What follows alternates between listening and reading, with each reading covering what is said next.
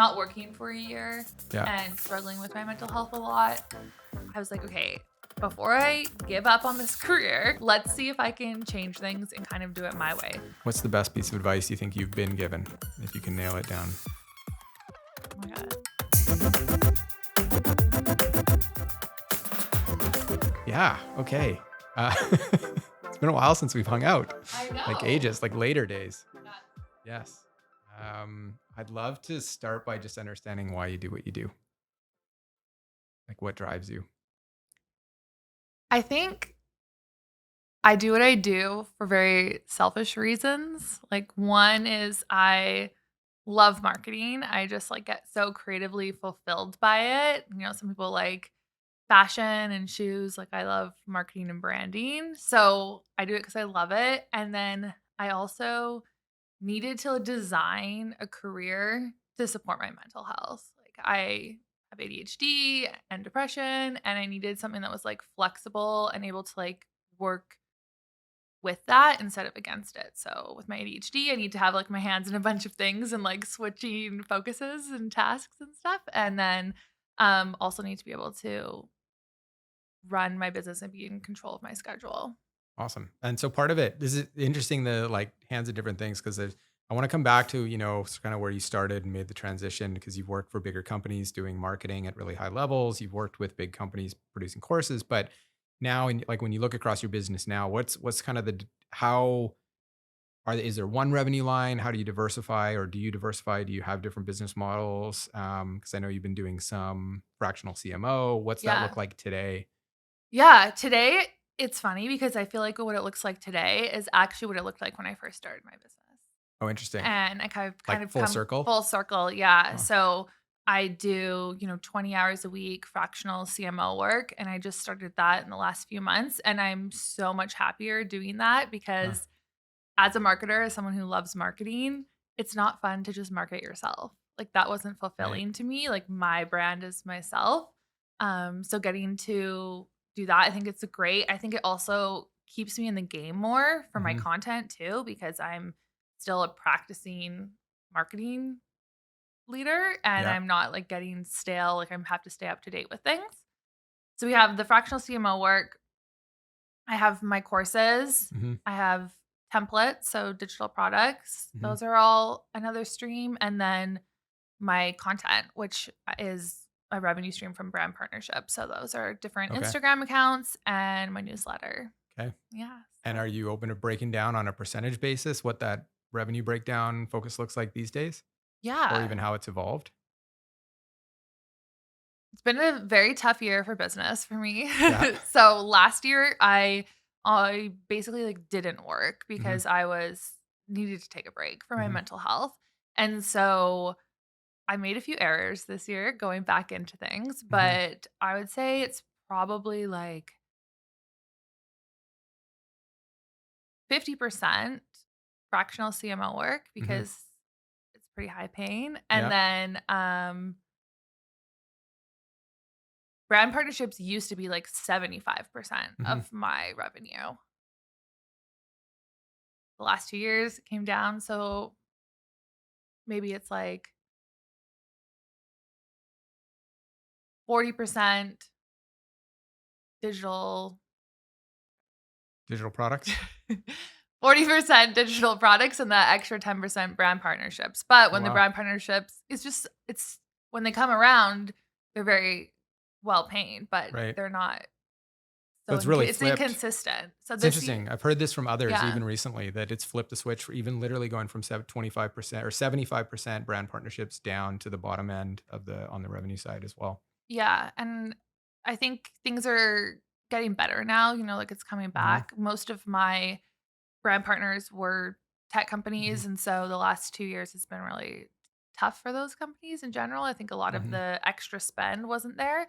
Um, but yeah, it's coming back, but it's just Mhm. very inconsistent. So when I Right. am getting brand partnerships now, I'm really trying to get multiple month deals, and then Right. that's worth it for me. But otherwise, I just don't want to be spending my time like chasing these like one-off brand deals. I'd rather just like spend that time on my content. Right. And on the content side, is it more recurring revenue, or do you charge one off now? How do you structure the digital product side? Yeah, I don't have any recurring revenue. It would just be like all new sales, but I have a decent amount where I can not even really talk about something and it's still selling for me. Right. So that's great. So like my content calendar is something that's just always bringing in a few $1,000s a month.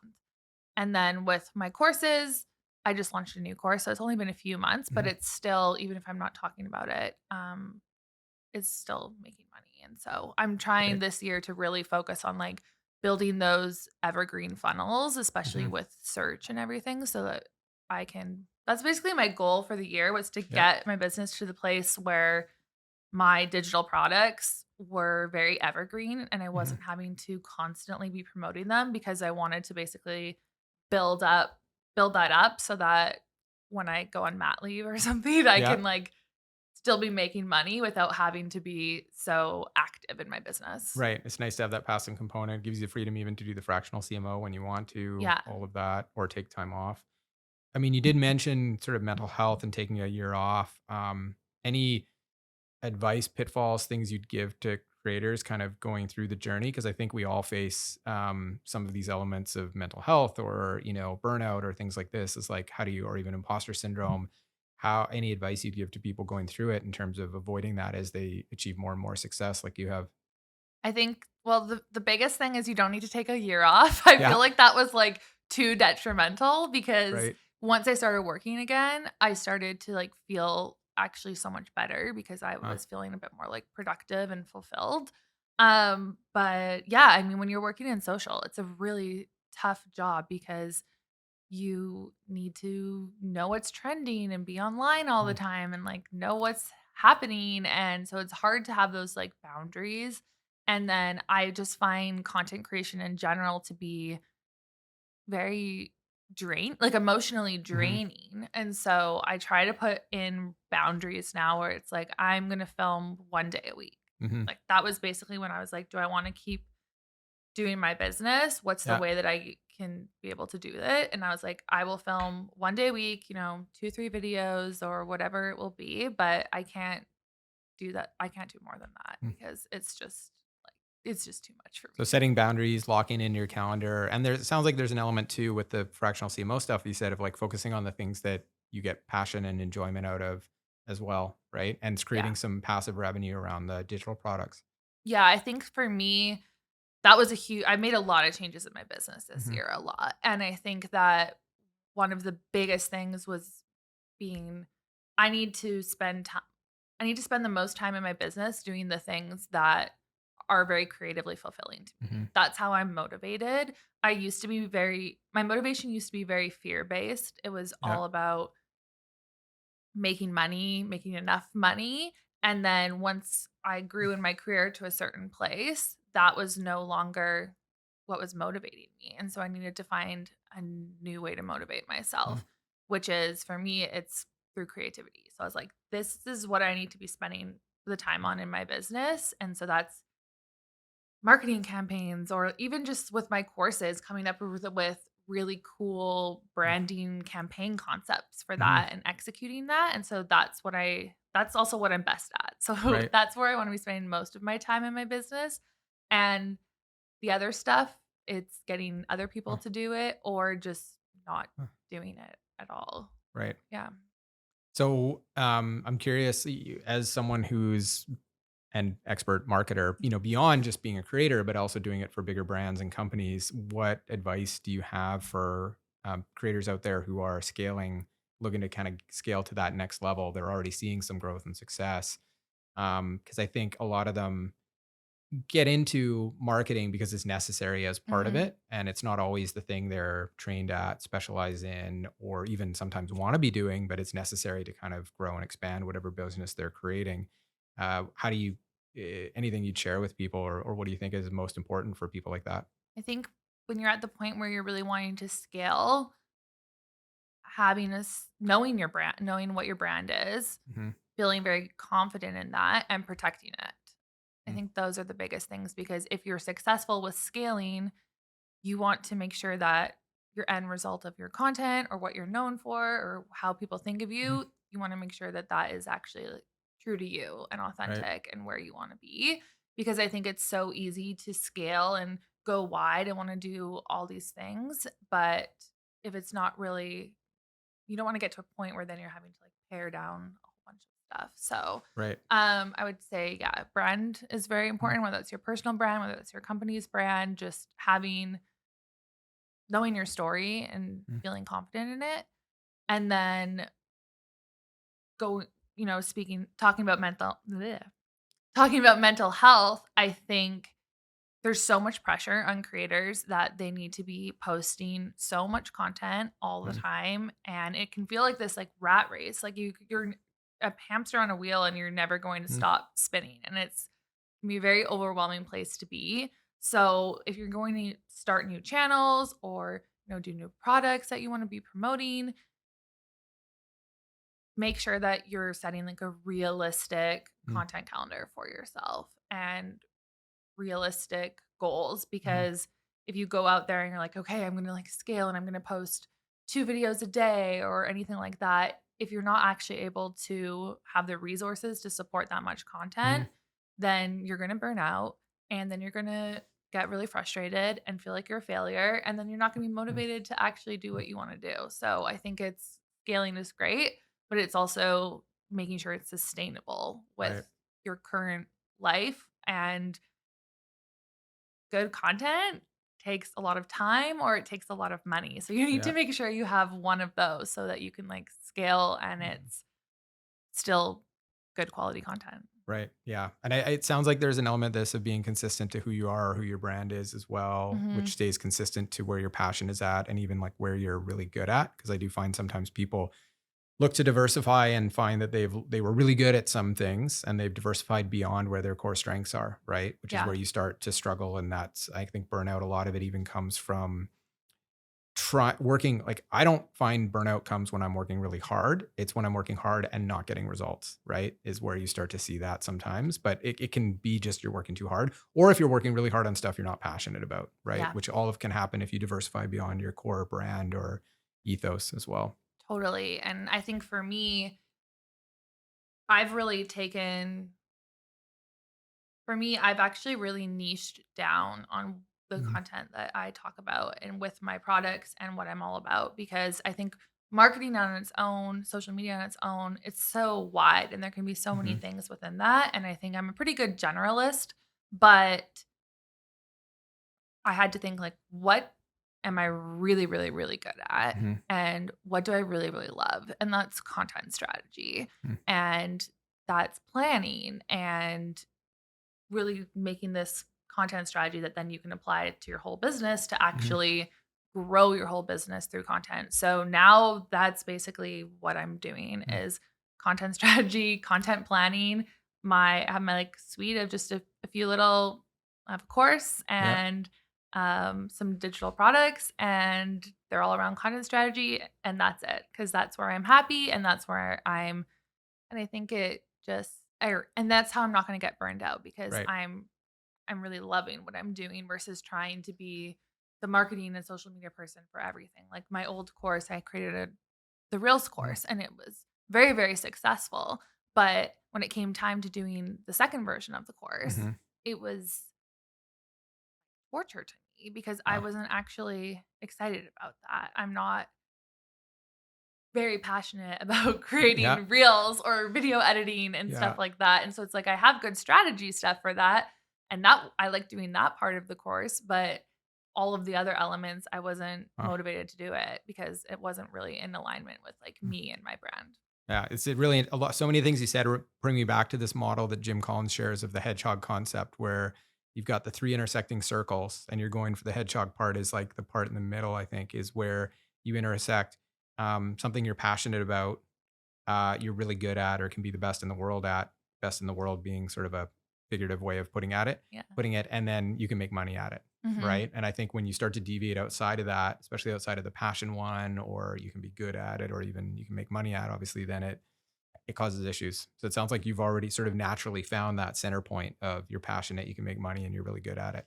Eventually I did. Yeah. Yeah, yeah, well, It's been yeah, a well, journey. yeah. There's journeys to get there for sure. But yeah. Yeah. So I want to jump to another thing that you've worked on. So you've helped build courses for companies like Shopify and Later and other big brands as well, right? Yeah. My I'm basically still doing what my very first internship was back Yeah. in 2011, Yeah. working at Hootsuite and on the social media education team. So I was helping small businesses understand how they can use social media to grow their business Yeah. and teaching them about that. And then, 13 years later, Uh, I'm still doing the same Wow. thing. But you've done it. So like you've done it yourself. I know that, but then you've also done it for big brands like Yeah. Hootsuite, Shopify later, Yeah. teaching entrepreneurs to use content and social media to grow their business. Curious, so how are the companies using that? Like they're bringing you in to help them produce their course to give to their customers. Is this Yeah. something they're selling, giving away for free? Why do they do this? I haven't worked um on a monetized course. It's Yeah. all been free. And so yeah, that's basically coming in because these companies want to market their products through education, which I think is an amazing way to do that. At later I produced many courses Mm-hmm. and they were very successful, not just from an awareness point of view, but also for conversion because you're teaching people something, you're giving them a lot of value. And Yeah. then while you're teaching them something, you just integrate your product naturally. And so when people are feeling empowered that they can go Mhm. after and do this thing, then of course they're going to think of your product when you're doing that too. Right. So, yes, I've been producing courses for a long time. Yeah, yeah. Well, plus I think the benefit there too, as you can see, is when they see you or you and the brand as the Hmm. expert or having expertise or thought leader in the space, they're more likely to believe that the product you're building behind it is the right one for them, right? Totally. Yeah. Yeah, there's a lot of we've seen people, increase retention, conversion, loyalty, brand referrals, all sorts of things based around education. Plus, there is. I'm curious your view as a course creator for brands sometimes, Hmm. but also as a marketer, like you hear a lot about this erosion of trust in marketing, right? And I think there's some stuff around content and social that is combating that. But how do you see, say, educational products as marketing tools versus the erosion of trust in marketing messages? I think that, education, whether that I think education is such a powerful way to market because it's going to increase your brand affinity so much because Mhm. it's longer form content. So the more time that people are spending with your content, the more Mhm. time that they are engaging and learning, your brand affinity is going to increase with them. Mhm. So that can be through, a longer YouTube Mhm. video or a long blog post or a Mhm. course. And when you're teaching people something, they are ultimately like so grateful Mhm. in the end that they're learning from something. I can't tell you how many people used to come up to me and be like, "Oh my gosh, like your newsletter at Later is the only newsletter that I open. I learn Huh. so much from it every time." And it's because they're engaging with like Mhm. very long form blog posts or they're watching a course. And so I think it just allows you to like go deeper and have a deeper connection with your Mhm. audience, especially in these days where it's such quick videos that Yeah. we're just mindlessly scrolling through all the time. So are you really paying attention and Mhm. remembering this brand's like Mhm. quick little reel or TikTok that they did versus you actually spending time engaging with Mhm. their content for 20 minutes, 30 minutes? Right. So there's the element of being long form, of being an expert in building trust that way, and then also I think there's some trust being built because you're not overtly selling, right? Like, it's Mhm. not an ad where you're like, I got 30 seconds, quick buy my thing. It's Yeah. let me teach you something, Yeah. and then maybe after 90 minutes or 30 minutes, you're like, oh, by the way, we have a solution for some of these problems we're identifying in this course. Yeah, and it's really making people fans of Hmm. your brand, Right. Like, I think Yeah. podcasts are a great example of that. Yeah. When I think about people that I would totally fangirl over, they're Yeah. all podcast hosts because I'm Right. listening to them. You learn, you're more likely to recommend. Yeah, and Yeah. I'm also just listening to them every single week, Hmm. and they're becoming, like, part of my life with whatever content that you're doing Yeah. and stuff.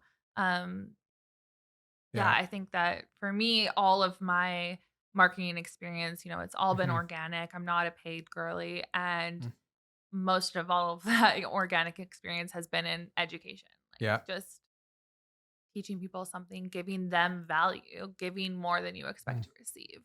Yeah.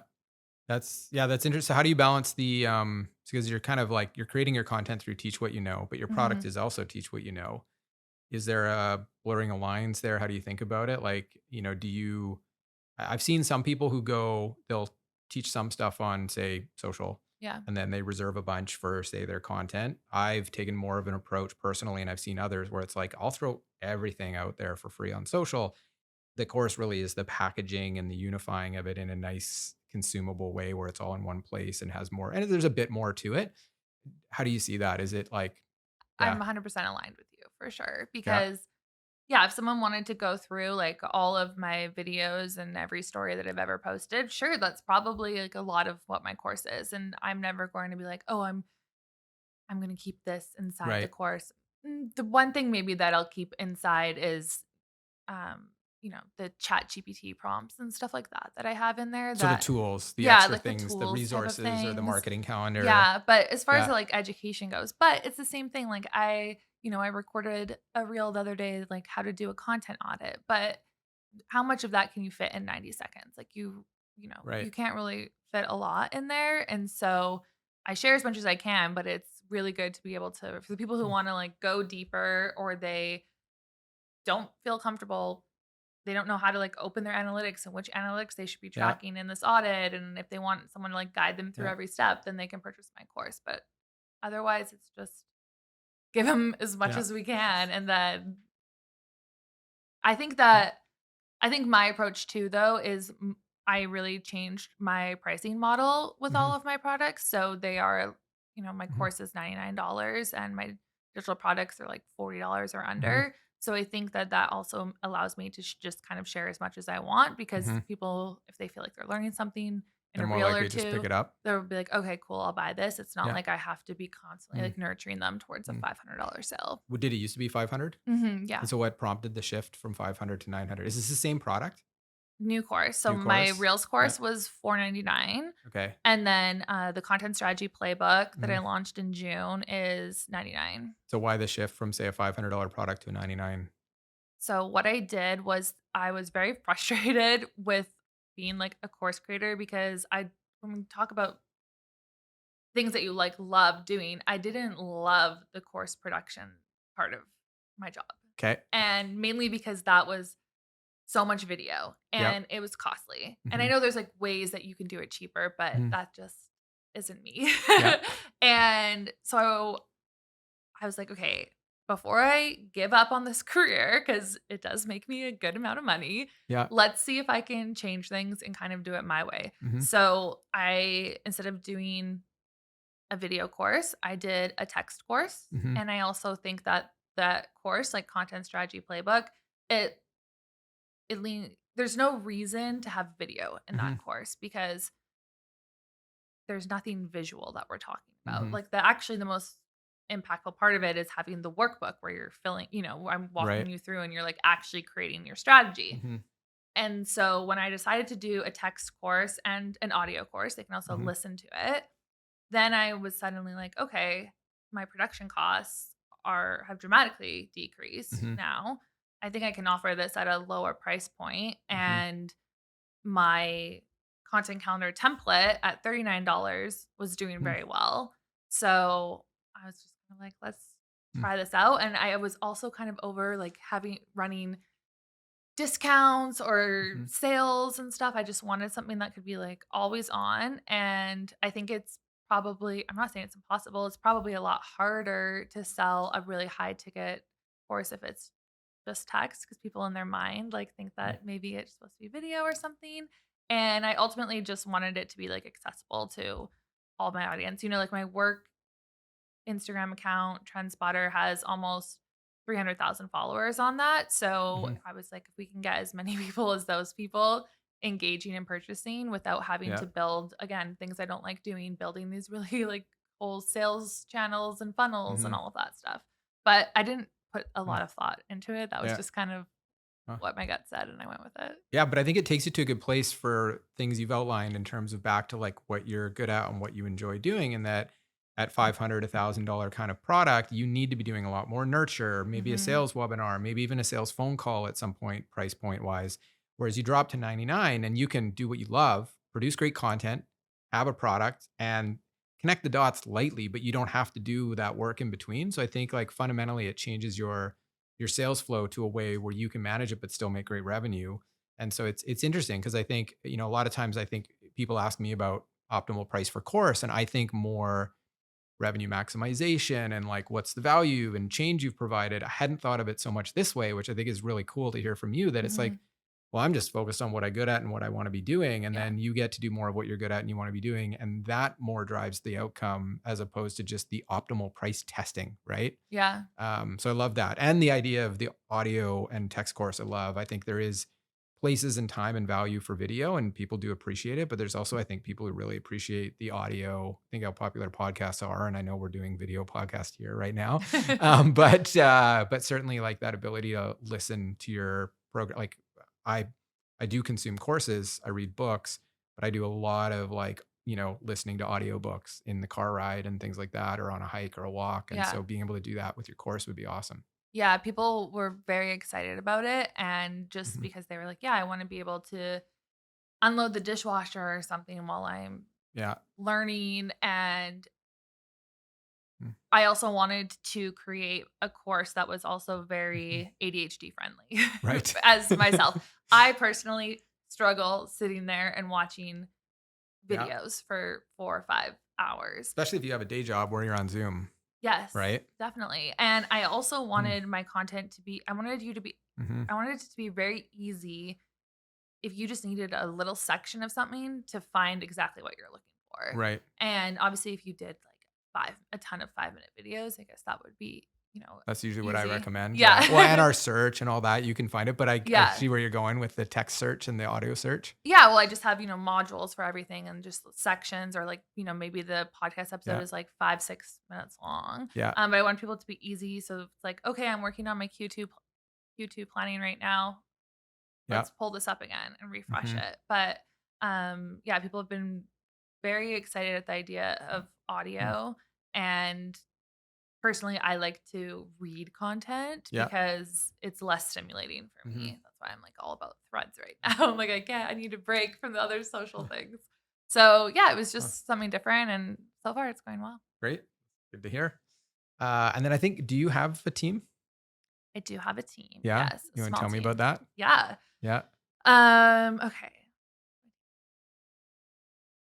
I one The biggest change that I've made with my team is that I'm not working with junior people anymore. I think that was like a big thing Yeah. that I realized was just like this is what I need Hmm. because I tried doing that for a little bit and it was costing me so much time in teaching people Hmm. because I was trying to save on costs. And so for me, I need to do like the least amount of management possible. Hmm. It's very emotionally exhausting for me having constant slacks back and forth with people. Hmm. So my team runs mostly async. Everyone works very independently. Hmm. So it's me.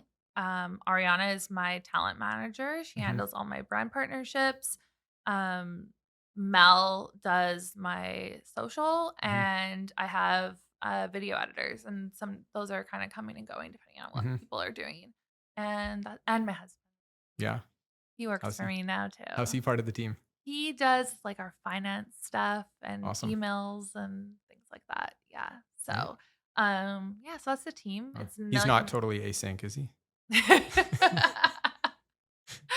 He likes to come into my office and ask me a question, and I'm like, "Just ask me on Slack. Yeah. Like, allow me to answer you when it's convenient. Like, you're Right. You're interrupting like, we my have focus." lines, the work relationship and the personal. Yeah. Yeah, yeah, Yeah. we're getting there, but Yeah. it's Yeah. it's fine. Yeah. Yeah.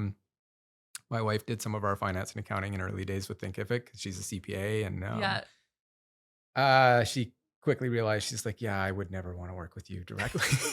So mostly not because I'm terrible to work with, I hope, but more, I think, just like the separation for us of, Yeah. yeah, yeah. And she's, great career too. So yeah, but that, okay. So team, Yeah. this is interesting on the like really going more senior and more Yeah. experience so that you lay back. I feel like a lot of the themes we're getting back to is you recognizing what you're good at and what you Mhm. care about and what works for you in your business, and then leaning into that, intentional or otherwise. And this sounds like another great place where you're doing that, of saying, I don't want to manage junior people, which there's nothing wrong with some people doing it, right? Totally. But I get it. Like there's even at Thinkific, we'll have interns and we have junior people coming through the ranks. And when you've got a team our size, you sort of almost have to do that to be able to build the next bench of people within the company. Yeah. But there's also elements for certain roles where it's like we just need people who have been there, done that, more experience. And it sounds like you've really leaned in that way, which if you have 3 people, 4 people, 5 people, depending Hmm. on, contractors and stuff on your team, that can be a great way to go. And also on your mind share of what you're willing to give up for training versus pay for the results. Yeah, and I think with a social role specifically is one that Hmm. I have had a few people go through, Hmm. and you need to explicitly trust that person and Hmm. know, because there can be so many little Hmm. mistakes that somebody could make on social just Hmm. by using a wrong emoji or Right. something, you know? Yeah. And so from a brand perspective, you have to have that trust. And Hmm. with someone who's more junior, I felt the need to definitely be reviewing everything in Hmm. detail, and ultimately, yeah, I think that the social role and hiring someone senior for that is just that was very important to me. So I'm working with Mel. She was Hmm. the director of social at Later on my team Hmm. there. We worked together on Girl Boss. So Yeah. I was Wow. just like, I need to work with you again, please. We got the band back together. Awesome. Um, but with that, I was just like, yeah, it's no brainer. And I Huh. also was doing the math, and I Huh. realized that 'cause I was trying to save costs, Mm. which is why I started with Mhm. someone more senior, and then I was trying to save costs. So I went, I'll hire someone junior. And it takes them longer to do Mhm. things, and it takes me more time because I'm having to teach things. And I Mhm. just realized I kind of did the math, and I was like, it's actually not that much more expensive to have a senior person in Mhm. this role because they're working 8 to 10 hours a week instead Yeah. of 20 because Right. they are more And efficient. it's They already taking know you an hour to things. manage instead of 6 or Yeah, 20. exactly. So Yeah. for Mm. myself, that's just where I landed this year. Mhm. And oh, I do have a COO too. Oh, we can just cut in with the COO and we'll edit in. Okay. Yes. And then I have Catherine, who's my fractional COO. She helps with all the organization. Great. And, yeah, how do you know in terms of, like, getting to that level of team, how do you know when it's time to hire? Do you have a system, or how do you look at it of, like, "I'm doing too much of this," or "I don't know how to do it," or "It's not" like, where do you look at, like, "Hey, time to add someone here?" I think that's where having my husband work in the business has been really good because Mm. now, I mean, not good for me, but now there's someone to question my decisions. So Yeah. before I'm so like intuitive and just Mhm. make decisions based on how I feel. And now he's like, okay, but what's the ROI going to be if you're going to Right. hire this person?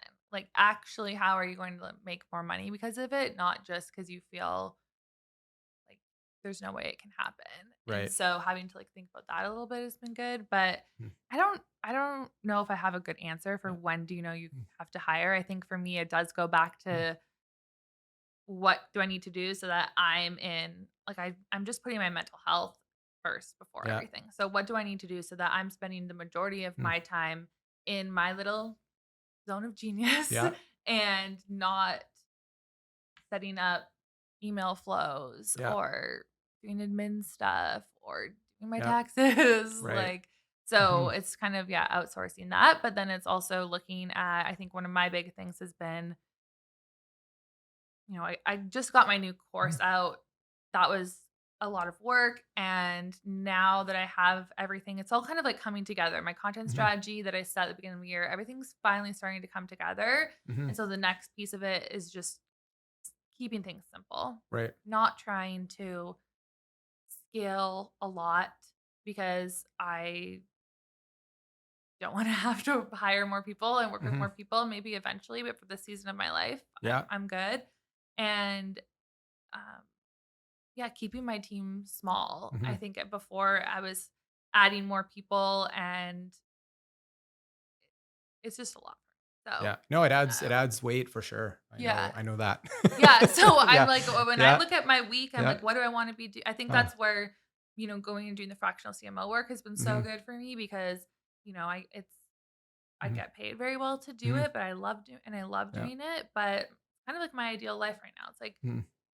Tuesdays, Thursdays, I'm doing client work. Mhm. Wednesdays, I'm doing my content. I'm filming my couple videos. Mhm. Weekend, I'm writing my newsletter. And then Mondays, Mm. Fridays are kind of like a mix of Mm. everything. Yeah. And And mm.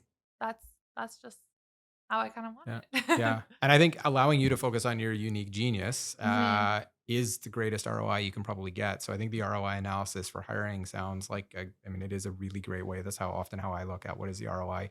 What's the return on the investment you bring in this role? How does the business change? What do you get? And if that is just at its core, allowing you to do the things you're great at, that's, can be an Yeah. excellent return, but also in their role, if it's taking, because ROI doesn't always have to be pure financial. It can be financial driven by get it or just your time back, right? Even Yeah. if that time is spent doing fun things, right? There's an ROI there for you. Yeah, I think that's very much the ROI on my time, especially when you start to think of it in an hourly perspective. Mhm. If you're splitting your time between freelancing and running your own creator Mhm. business, okay, I'm getting paid, this much money per Mhm. hour. So then if I'm doing all these other things that I could pay somebody Mhm. $30 an hour to do, Yeah. and that allows me to not spend that time doing it, where I Yeah. can go and make hundreds of dollars an hour, Yeah. that's great. Definitely. Yeah. So yeah, Wow. thinking of your own time as Yeah. like a Yeah. valuable too. Yeah. It's good. And you talked about making intuitive decisions, but it does seem like a lot of that is driven by some clear values that you have. Like you seem to Mm, have very clear boundaries and values of like you want to work on what's good at, what you're good at, what you work at, what generates revenue for you, what you're passionate about. You don't want to work with super junior people right now or have too big of a team. You got really clear boundaries established on your calendar. So you've clearly developed some like really core operating principles that like keep you, even if elements of it are intuitive in the moment, you've got some pretty amazing, sort of process system structure set in place around you to keep you on the right track, which sounds awesome. And I'm sure a lot of thanks. people can learn from. Yeah. Thank you. Yeah. Yeah. I'm trying. I think for me Yeah. the biggest thing was especially not working for a year Yeah. and struggling with my mental health a lot. That I obviously really was lacking a lot of motivation. Hmm. And so it's really just like I'm like if I love working and I want to Hmm. be able to love working, and Hmm. the only way I'm going to work is if I'm motivated. So Yeah. it's just like okay, let's focus on the Yeah. things that I know are going to motivate me, Yeah. and then everything else will be good. But Mm-hmm. if I'm not doing that, then Mm-hmm. there is no business. Right. Yeah. And it does feel like transparency has been another big thing for you. Like even on this chat that we're having now, you're quite transparent, mental health, time off, your boundaries, things that have worked and haven't. But even in the history, like when you were first getting started, I remember a lot of your early journey and even some tearful shares you had. Like you've been quite transparent, authentic, honest, which I know everyone talks about authenticity, but you stand out to me as I've followed some of your journey of being truly authentic and transparent with your audience. And like, so how do you see the transparency in the creator thing? Is this something for everyone, or because there's also people who I don't, it's not virtue signaling, but there are people who like do it because they think they have to, but it doesn't necessarily always come across as authentic because they're just doing it because it's marketing almost Yeah. now. So, I think that people who watch content are smart, and mm-hmm. if something isn't authentic, people are going to be able to tell that it's not authentic, and that's where you get that kind Yeah. of like cringe thing. um yeah, I've always been pretty transparent about my mental health. I think it was because I was so, when I was early in my career and I was following some Hmm. people that I really respected in the marketing space, and they were coming on Instagram stories and they were, talking about their stuff. That just made me feel so validated. Like, Hmm. oh my gosh, like I think of this person as so successful, but like they're having similar struggles to what I am. Okay, it's okay. Like I'm not Yeah. a failure for feeling this way or anything like that. So I just I think that was kind of the main motivator of why Hmm. I kind of started sharing that stuff, because I think it's yeah, my cause that's very dear to my heart in my life is just about like destigmatizing mental health, but specifically in the workplace. Hmm. Because when I had a team and I was in these big director roles, if I was struggling, I wouldn't just fake that I was being sick. I would Hmm. say, okay, I'm taking a day off because, I'm feeling really anxious. Hmm. I'm going to log off for the rest of the day. I'll be back tomorrow. or Yeah. something like that. So, letting people know that they don't have to say Hmm. that in Slack. They don't have to be that honest, but letting them know that like if you're feeling like that, It's okay it's too. And okay. you're modeling that. Yeah. And Yeah. so that was really important to me. And like I said, I just Mhm. kind of did the same thing on social. And so yeah, it's just I think in the workplace too, things are obviously changing a Mhm. lot since I started working, but it is so important that we can, be our whole selves at work. You don't have to it's okay to ask for help or flexibility and stuff Definitely. like that. Yeah. And so the more Yeah. people that I can just, I don't know, if one person watches my stuff and is like, Mhm. oh my gosh, so relatable, which I get a lot of DMs about those. Yeah. That's just basically it. It's just kind of Yeah. making that like community of Mhm. like, cool, like you feel like this, I feel like Mhm. this too. And I get that watching other people's content too. So it's just Right. like, okay, right. Yeah. There's not something wrong with us. Yeah. It's It's nothing to be okay. ashamed of. A lot of people are going through this. So Yeah, which is interesting because it's kind of it's a shift. It's the other side of what you hear of the negative of social, which is mhm, that the fake front, the like, here I am on a beach and I'm always on a beach and, always looking great or having fun or spending money. Or here I am in a jet that I secretly rented for 5 minutes to take a photo. But this is almost like that flip side of it that you're saying is like positive for mental health. And because there is the one side of it that is been shown to be negative, but there's also the positive side of like, and you're drawing from it. So I think part of it is even just choosing who you follow, right? yeah. And Yeah. as a creator, I mean, it's definitely not one-sided. Like Mhm. I gain so much from my Mhm. community. There's Mhm. times where I'm like, as soon as I Mhm. talk to them about something, I'm like, oh, I'm feeling so much better. Or Yeah. not to get like uh validation and props and people Mhm. saying nice things about me, but more just kind of discuss a topic or say Yeah. like, oh, like I don't really know how to go about this or I've never felt this way before and Right. getting advice or other people's perspectives like Mhm. it is that true community there and so I think Mhm. that can Mhm. some maybe some people don't Mhm. value that as much but for me Mhm. it's like as much as I Mhm. can like give I also very Yeah. much like receive from my audience and Mhm. so I love that. Mhm. So zooming out generally, what's the best piece of advice you think you've been given, if you can nail it down? Ooh.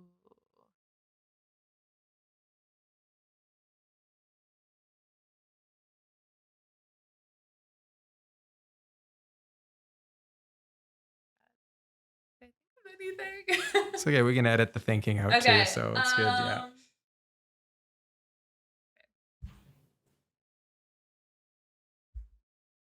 I think the best piece of advice I've been given was from a random Reddit thread. and essentially, that you don't have to hit your rock bottom before you ask for help. Huh. And I feel that in so many areas of my life, or you don't have to wait until you don't have you're really, really struggling to Mhm. understand this concept to ask somebody for help. I think I'm Mm. such a very independent, like Mm. headstrong, stubborn person. It's difficult for me to ask for help. So I have to Yeah. feel like I have to try everything Huh. my way first before I can ask for help because otherwise that's kind of like a weakness or something. And it's Yeah. not at all. And so I think trying to step in and ask people for help earlier, even if I don't need a ton of help. I Yeah. think that is probably the best advice that's, like, Huh. impacted me in recent years, for sure. Yeah, I love that. Especially I think as entrepreneurs or just so many of us, like we do struggle with the moment of like, when do I ask for help or when is it bad enough where I can go looking elsewhere for solutions, or even just you're kind of blind to the whole thing and you just go, go, go, trying to solve until you get too far. Yeah, and I think, when you work for yourself, it can be Hmm. also very lonely and isolating, and so I think that's where, like, my internet friends come in, Yeah. because there's, like, a few people where they have similar Hmm. businesses to me, and we can just kinda Hmm. go to each other and in the DMs and be Yeah. like, "Oh, like, I'm thinking Uh, about, changing email hmm. platforms or doing this or like how did you do that and being able Hmm. to just knowledge share Uh, with different people and like mm, understand what they're doing. mm. Like it's really helpful for And so I'm curious on that, like where you go to connect with peers, true sure. peers, because you're operating at a pretty decent level of success. And so there's less and less people who necessarily achieve those levels of success. Where do you go to find peers that you can have that conversation with, where they've kind of been where you're going, or at least are at the same level? Yeah, I think that making friends on the internet. Yeah. I'm an Just in introvert, the so YouTube comment section. Hey, anyone out there or no? I'm really good at making internet friends. Yeah. Like when I first went to college, like I had no friends Yeah. until I started kind of engaging like on Twitter and stuff like that. Okay. And Is like that that's where's how I your made preferred friends. sort of channel now to connect with people that way? Instagram. Oh, really? Yeah. Okay. Yeah. Or Threads now. Yeah. Yeah. Threads, But Instagram. yeah, I Hmm, think like the Instagram game to make friends is nice. good and stuff. Cool. And yeah, and just people whose work I Hmm, admire, yeah. sending them a DM, just You being just like, slip into the hey, DMs and yeah, yeah. just hey, I like love what you're doing. We're working in a similar place, like Huh. similar space kind of thing. Great. And when you get to go to any events or things like that, that's obviously a great time to like deepen those connections. Right. But yeah, you can make a lot of friends. Like some of my I would say some of like my closest friends I might not have even ever met in real life, Yeah. but it's kind of creating those like coworkers that you can Huh. talk to all the time or hype up their Yeah. launches and they hype up yours and just have that like that sounding board with someone. Yeah, I think it's really important to have that, or you can get isolated but also just the way it can level you up and help level others up. Yeah. Yeah, yeah. What didn't I ask? Where should I have gone? Anything I missed, or you wanted to talk No, about? I don't. I had Yeah. no idea what to expect. So Yeah. hopefully we got some good sound bites in there. Oh, that was amazing. Okay. Yeah, thank you, Taylor. That was awesome. Thank you. Thanks for Yeah, having really me. appreciate it. I think you shared a lot that can help.